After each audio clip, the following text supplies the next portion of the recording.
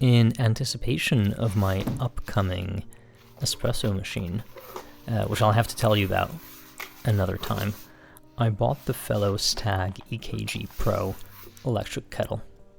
I already removed the outer box because it had some labeling that I didn't want to show you.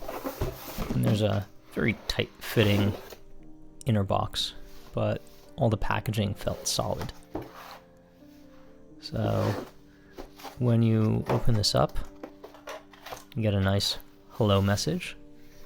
And then the first thing that you're met with is a get to know you guide, which just has a bit of info on how to get started with the kettle.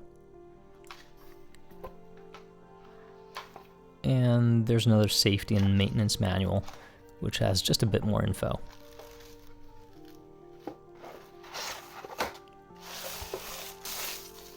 That's the base. And the kettle itself.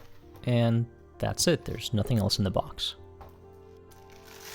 The lid came attached but individually wrapped, and feels nice, but I wish I got the version with the wooden accents for the lid and for the handle. This was a warning to read the safety and maintenance manual, most likely to prevent people from running the kettle empty. And that was it. Looks pretty solid, and I need to get some time with it to give you my feedback. Thanks for watching.